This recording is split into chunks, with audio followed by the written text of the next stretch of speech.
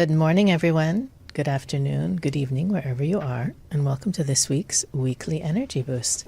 My name is Elisheva, and I am here this glorious Monday morning with David, and we are here to talk about transforming weakness into strength. And we were discussing how we take a little umbrage with the word weakness.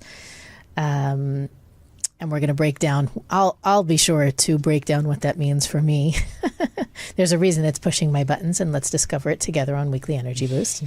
Every week, we aim to provide our listeners with the most practical and powerful tools to navigate the coming 7 days, providing a kind of spiritual weather forecast that shows you the tips and tricks and tools and wisdom.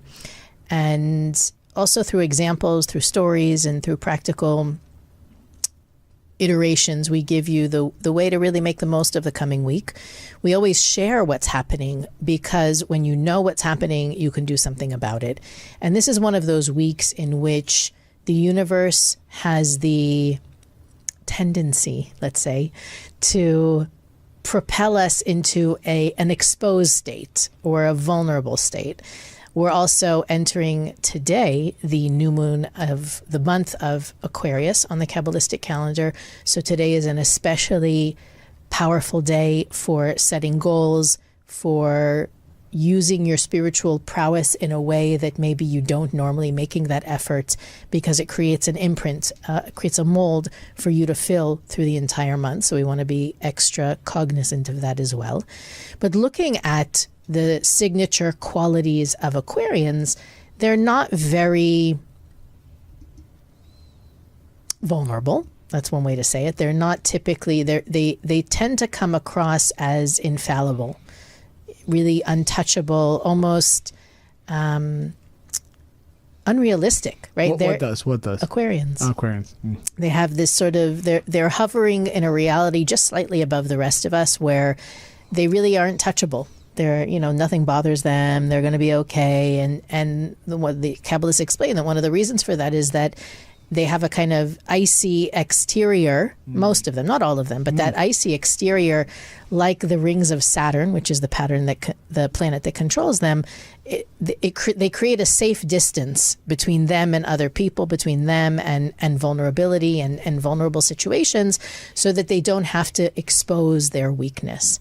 And that's the energy of the month that we're coming into is, what do we learn about Kabbalistic astrology is that if you want to do your work this month, you do the opposite of the tendency.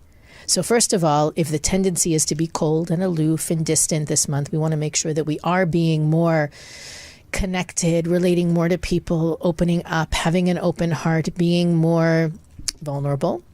And at the same time, we have this weekly energy that's coming in that's telling us, listen, if you want to fulfill your soul's mission, if you want the fulfillment that you're destined for, you have to break yourself down a little bit. You have to humble yourself. You have to be, if you're not you in your day-to-day life, if you have the masks or the personas, the shells that you wear in different areas of your life, you're not actually fulfilling your mission in the world. You're not here to be fake. You're not here to be an actress or an actor. You may that may be your profession, but that's not your purpose in being born and being put on the planet. Our purpose is to reveal, as we said last week, the greatness of our soul. But if you're pretending along the way, pretending to be strong, pretending to be untouchable, infallible, if you're pretending, and I think that this is a bit of the Aquarian issue, is that because they're pretending, they're never really dealing. And that's the danger with having that strong, stoic, nothing can touch me, untouchable front, is that you're never actually doing the real work. So we want to make sure that as we come into this month and this week, everybody's aware of it. There is a huge opportunity to make strides, deep progress in our spiritual journey this week. But if we're not paying attention to it, it'll seem like nothing is really going on. As part Aquarius, listening to you, and the icy rings of Saturn. First time, actually, I think it's the first time I heard that. Really? Yeah. That's like the distance, keep I space, don't get too close to the planet. I love it because I relate to it. And are you Aquarius on your father's side or your mother's side? You're like, I'm part Aquarius. Well, I'm Aquarius, yeah. I'm Aquarius in The English. in the Yeah, solar, you in the and my solar daughter have the same calendar. birthday. That's right. And so she was born in leap year also, She is Pisces in the Kabbalistic calendar and Aquarius which is the solar, yeah. And and then people who like, when it comes to astrology, I mean, you should do a chart reading. You should do an astrological chart reading, without a doubt. If you haven't done one yet, it's a game changer. I do one for myself yearly. I did one to compare my chart to each of my children when they were born. I did one with my wife before we got married. You just get insight in how to communicate, how to be, what to expect, what's the love language, what's the, the tendencies. It's very, very valuable. Even if you're doing important negotiation where there's a lot on the line, I would do a comparison chart reading. And I think you can go on Kabbalah.com. There's some kind of a link where we'll put it on weeklyenergyboost.com so you can because I know access people it will easily. ask.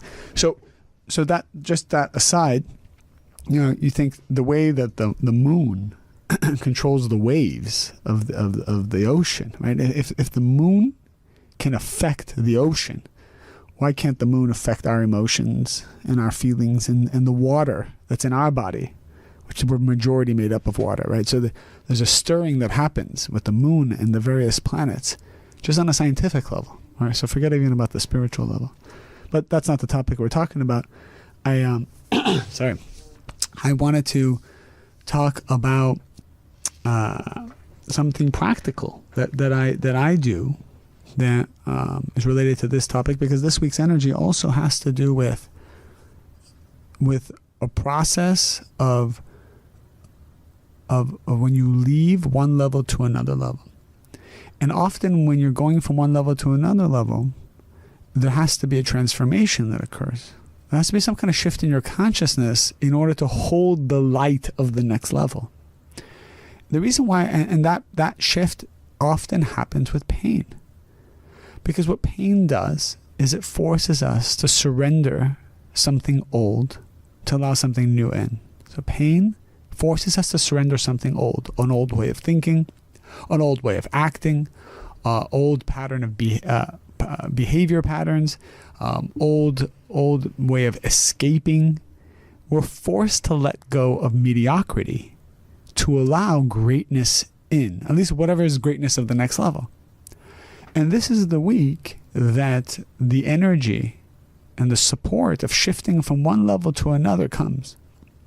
And it's important to have this support, because without the support, which we tap into now for the whole year, without the support, the process could take longer, but also could be more painful. And the practical thing I do is, when I'm always asking the Creator, help me go to my next level with mercy and with wisdom, like reveal to me the way to do it, that I don't have to be dragged to the next level. And it works remarkably well, because I've noticed when I am conscious of that and I ask for that, because all you got to do is ask out loud, right? The way I do it is I speak out loud, not in my head. It's more powerful. Speak out loud when you're by yourself to the Creator and say, help me with my next level, but help me with mercy. Show me the messages so that I don't have to break my ego in a very painful Aquarius way, which Aquarius often have to go through. Tremendous falling in order to change. Because like you said, they don't let things in. And so the pain has to be so great that it breaks even the icy rings, as you say. So this is the week that we get the antidote of the stubborn Aquarius energy. And so what does that mean for each one of us? Number one, it always gets darker before the next level. And why does that happen? Because it needs to kill off, the darkness needs to kill off our ego. Because you can't bring the old ego into the new life. That's one thing. You got to let go of the old way of doing things in order to get into your next level. Someone's being promoted from a manager to a director, or a director to a VP, or a VP to a C level. And in each level, you have to be responsible for more people, responsible for a bigger P&L, responsible for a bigger vision. You can't bring the old style of doing stuff. And I've seen this many times. Often people graduate or they want to be promoted. You know, everyone wants to be the boss, right? But oftentimes you see that they're very good at one level. They're a very good manager, but when they become a director, they fail. Or they're a very good director, but when they become a vice president, they fail because you're bringing the old way of doing stuff with you, as opposed to truly waiting for the time where the Creator is elevating you because you've gotten to that consciousness already. And, you know, all of us, we just kind of want stuff right away without the process. Now, you can accelerate your process, obviously, by putting in the work, but be careful of getting things too soon, because this is war. The worst thing is to get something too soon. Better to be slow at getting stuff than getting things too fast, in many cases. What does that mean? How could you get something too fast? Well, we know that the Creator obliges our desires. So if I say I want something, I don't know, let's say there's a relationship that you want, and you don't really care if it's right for you or not right. You just want it. You know, you want something so bad, like a kid who wants something. And if you ask enough, the Creator will say, okay, well, you know, it's not the right time, but you're almost like forcing my hand. And so you receive it. But then it destroys you. There's a story of the great Kabbalist, the Ari, who was sitting with his students, and they were asking to reveal a secret that they weren't ready to hear. But there's a rule that if somebody asks their spiritual master over and over again, the master has to share. Even if the master feels it's not the right time or the student isn't ready to hear, if you keep asking, the master has to share. So they kept asking and the master shared. And it was the secret of the splitting of the sea, of the consciousness of splitting of the sea. Anyways, the students weren't ready to hear it. And as a result, there was a death that occurred because there's so much energy that was revealed, but the vessel wasn't there to hold it. So we have to be careful. We have to ask ourselves, do I have the vessel to hold this? And instead of trying to grab at the energy, what you should focus on is the building of the vessel, building your certainty, putting in the hard work, overcoming your negativity, overcoming your fears. This is what builds vessels. This whole world is preoccupied not with building of the vessel. They're preoccupied with, how do I grab the energy as fast as possible? I want that trophy. Give me the energy. And they don't realize they didn't put in the work. I think in sports, it's hard to bypass that process because you're not going to go on the court when you're not prepared. You're not going to go into a boxing ring if you didn't train, right? Just because you think, you know, I'll take a stab at that. Like, oh, let's get in the ring with the champ. Yeah, and if I win, I get millions of dollars and I get a trophy and a lot of respect. Like, let's see what happens, right? You're not going to do that because you know you're going to die. But in relationships, well, yeah, let's see how that works and this works, and I'm going to try this and try that and give me my promotion. Remember? So it's a lot of like, you get in the ring, but then you get knocked out because you went into a weight class that you did not prepare and train for. So the preparing and the training is a very important thing, and this is the week that supports us it supports and it protects us not to go to the next level too fast, too soon, which is very dangerous, but also to help us get to the next level without the pain and suffering, to give us the wisdom, the consciousness of how to do that. How's that connected to being vulnerable? It almost sounds like you're saying getting in the ring without being prepared would be, you'd be vulnerable, you'd be exposing yourself. Don't do that. Make sure that you're rough and tough and ready to go through the battle.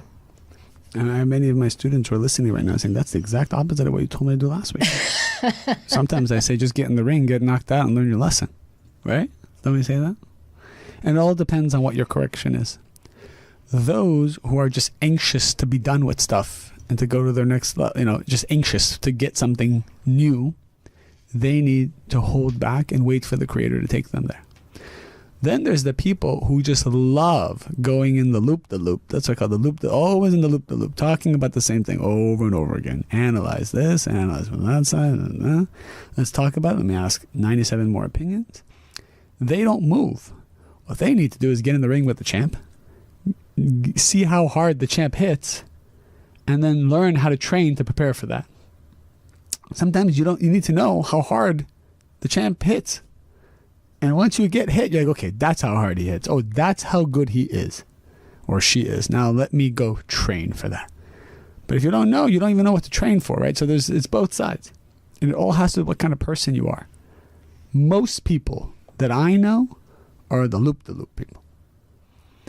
I would say it's a 90-10. 90% of people overanalyze everything because that's their comfort zone, and it's an excuse not to go to the next level. It's an excuse not to fail or put themselves in a vulnerable position of failing. Mm-hmm. Right? No, people don't want to feel like embarrassed or rejected. To mitigate the risk. Let me see it from every angle. Let me work out every possible outcome, and so I don't take any risks. And I agree with that. And that's how it is. And then there's the other people who are just trying to get to the next level and bypass the process. And these are people, they get in trouble a lot because they're taking what is not theirs too soon. Either it's theirs, but it's too soon, or it's not theirs. And they're taking it when they shouldn't be. But I think that you brought up, without realizing it, one of the most important prerequisites for not only transforming weakness to strength, but really living a life where you're okay with being vulnerable, is you got to know yourself. It starts with really being honest with yourself about where you're at, what you're doing, what you need. And if you don't know your tendencies, are you the analytical one or are you the one who just grabs and jumps? It's going to be really hard to do that work. So in order to live, I'm going to do it backwards. Weakness, we might associate with vulnerability. Vulnerability means I am willing to be my authentic self at all costs. That doesn't mean you say what you think without filtering it. Sometimes people think, being unapologetically me means telling you like I see it and not worrying about how you think. No, it still means being sensitive and compassionate and kind, but not doing anything that's out of alignment with you and your values and your truth. And it's important to know your own story. It's important to know your gifts and your garbage. It's important to be real with who you're at. And sometimes, by the way, that's the work that we do with students, is we help them see who they are. Sometimes people don't even know what they want, right? They're just on a hamster wheel, thinking they're moving forward toward what they said someone told them that they should want. Part of our work with students one-on-one is helping them identify and recognize who are they really and what do they want really, and then moving towards that. But if you aren't clear on what kind of person you are and what's important to you and how you can operate, you won't be able to identify your strengths or your weaknesses. So it's kind of a moot point. The easiest way to move from weakness to strength, and I said I take umbrage with the word weakness because it already gives whatever you're talking about a negative spin. If you're weak, that's a negative thing. But that's why I say I think we're really talking about being vulnerable. That, if you happen to know that you're a judgmental person, this is my favorite example or favorite illustration. You know that you have the tendency to judge people. When I say judge people, I don't mean for what they're wearing or how much money they have. I mean on a deeper level, like how dare they, who do they think they are, going into stories and movies about what's fair and what's right and all that stuff. So you can be around someone that you judge and be brown-nosing, being the nicest person, being so sweet and caring. If you're judging them on the inside, energy doesn't lie, right? That's part of being real with who you are, being able to say, you know what, I really judge this person. Maybe I should work on it, right? Not just covering it up, not just pretending that you're pristine and clean and clear. I mean, it depends on the situation. I'm not sure I would go to your boss and say, listen, I'm judging you for the decisions that you made. I think you should have done it differently. There's a way and a time and a place to say something like that. But really to know that if you manage to work on that judgment, you're honest about it, you admit that you have it, and then you can work on it, it becomes a strength. Because we learned in Kabbalah that light is only revealed through darkness. Right? If you have an amazing day where nothing goes wrong or frustrates you or upsets you, or you don't experience any bumps in the road, you also didn't reveal very much light that day. The real light is revealed through those moments where you struggle first and then overcome. and then rise above, and then find the proactive way to handle it. But if you don't get a little bit reactive, you can't get a little bit proactive. And that's why being vulnerable is the first step to being strong. You've got to be real about who you are and where you're at. And the way to do that in a more holistic way is to find one or two people to be authentic with, to be vulnerable around, to let them see who you really are. And that's one of the things I find a lot in relationships.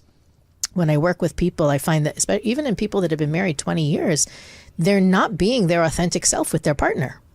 They're being the person that, doesn't rock the boat, or it's just easier this way if I'm not honest or direct or upfront about how I feel or what I think or what I'm really doing. And again, they're wearing this mask and this costume that isn't in alignment or authentic to who they are. And both people are miserable. I actually remember, it's not the case with this particular couple, but I think I even shared this example once last year, that I know somebody who she really wanted to ask her husband if it would be okay with her that if it would be okay with him that they didn't watch the news before they went to sleep at night. David, you listening to this one? I am. So she wanted to ask her husband, if they could either watch something else or read a book or just do something a little bit less hostile, right? She felt that the news was like very upsetting to watch before you go to sleep, but she didn't want to bother him, and she didn't want to start something, and she didn't want to, it's not that big of a deal. I'd rather save my personal request for something that's a big deal. And we talked about it and how she has nothing to risk and nothing to lose. The worst case is he says, no, I like my news before I go to sleep. We're going to keep watching it, which is exactly the state that she's in right now. So what's the risk? So she did it. And you know what he said to her? I'm only watching the news because you're reading your book. I didn't have anything else to do, so I thought I'd just pass the time until you're ready to turn the lights off. Totally. What do you want to do? Let's do something else. So that desire to come off as I don't need anything, or I'm okay, or you're in charge, or whatever you need, or I'm not gonna have any needs or wants unless they're really important or necessary. What's that whole facade for?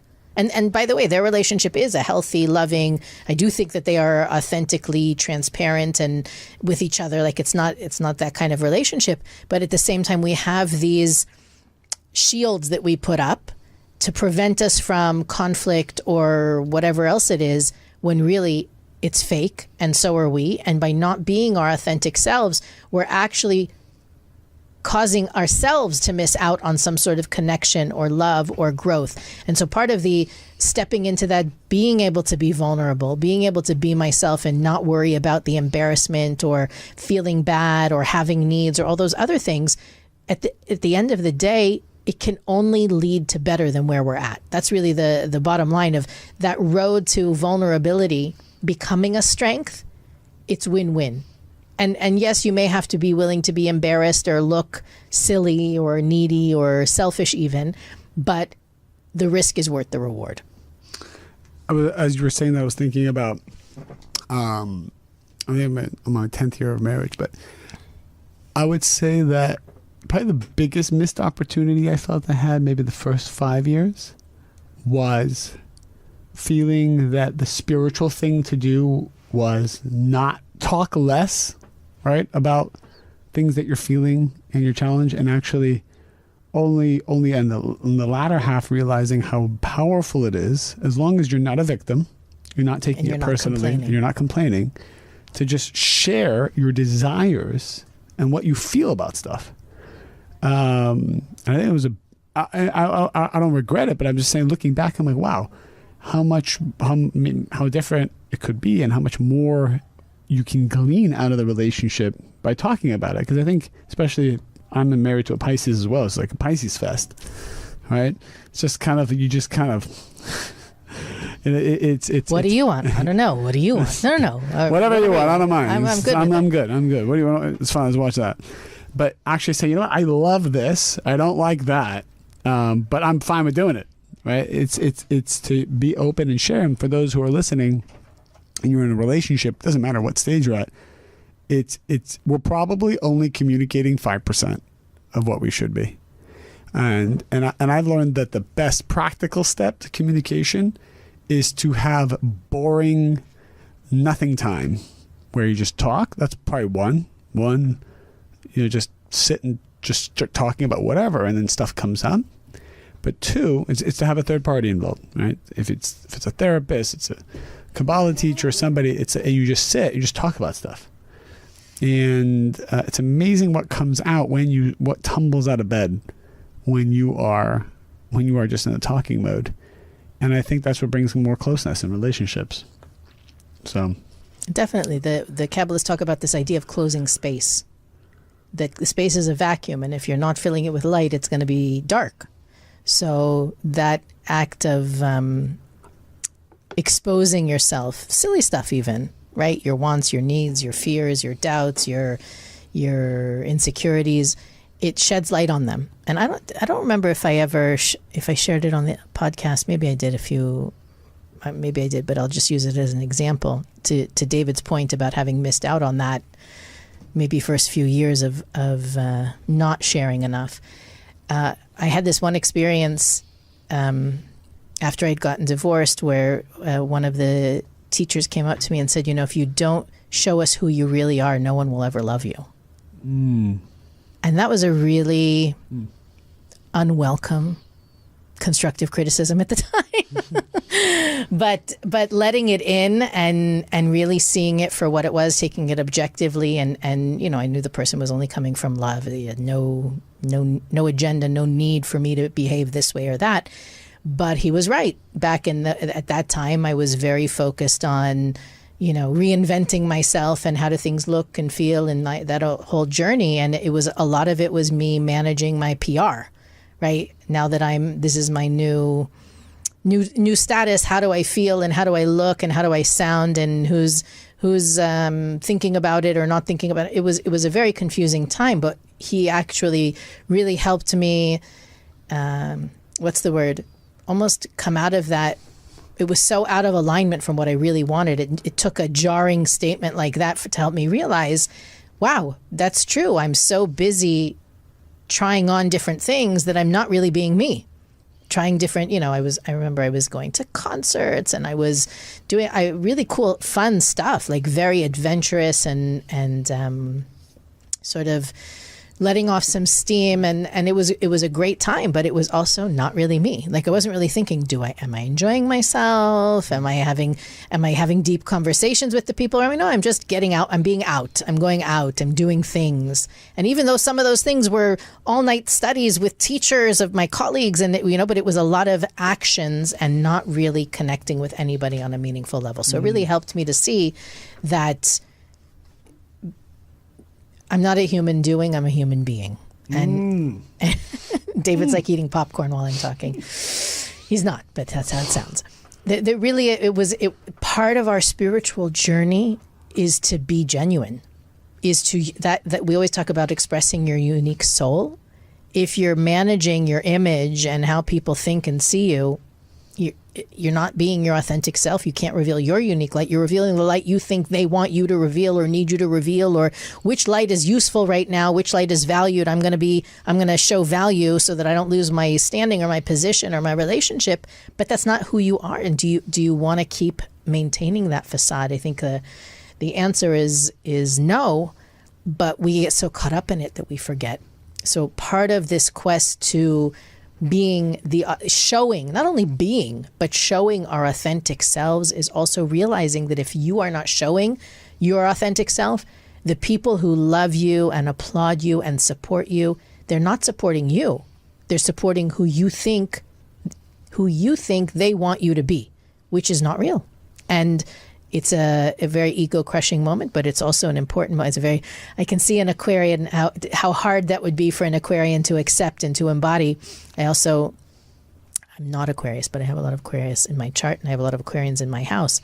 And I can see how that the avoidance of being humble, or, the desire to be okay, to seem okay, to get by, is very strong with them.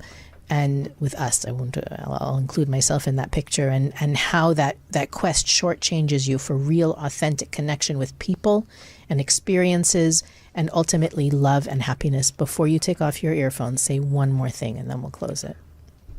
Oh, you made me put back my headphones. You were just taking, I just saw you grab them and I wanted you to I don't know how else to signal to her that it's over, but I know it's over. Just take away. Don't take things personally. But when you go into your next level, talk to the Creator and ask the light force to make it a smooth transition. You're allowed that. Right? I think people just kind of think like, time to suffer. So let's suffer with grace. You don't even have to suffer with grace. You don't even have to suffer. Just ask the Creator to help you with that transition. Make sure you have more conversations with your lover. That's really good advice, by the way. It's really, I'm annoyed when I hear it, but it's also some of the greatest advice I've ever gotten. And I don't do it enough. None of us do it enough. None of us do it enough. No, especially us spiritual people, right? We're too good to talk about our problems. Sometimes I feel, my goodness, I talk all day long. Can I just come home and be quiet? Yeah, exactly. Like, I don't want to talk about this anymore. So, yeah, that's my takeaway. Just keep it practical. Yeah, it's true. I'll share. I have something open on my computer. It's one paragraph. I promise we'll be done in 1 minute. But it stuck with me, so I'm going to share it with you guys. It says here, too often people go through life not doing the things they want because of how people will view them, even strangers. You are never going to get adoration or acceptance from everyone, nor should you strive for it from anyone other than yourself and the Creator. Sometimes people will judge you or misunderstand you, and that's okay too. It's going to happen. Know that every time you feel the sting of embarrassment, your ego is being chipped away, allowing for more blessings to come into your life. And that, for me, as somebody who's put out there and puts themselves out there often, it's always a thing. I actually remember, this is really the last thing I'm going to say, that a few weeks ago, I got a message from one of our listeners who was sharing that they heard something that we said a couple months ago on one of the episodes, and it was so powerful and so profound, and it sent them into like this positive spiral of appreciation for the wisdom of Kabbalah and what we do and the Kabbalah Centre and this, just everything. And I responded saying that particular thing that he shared that was so impactful for him, I actually listen to every episode multiple times during the week.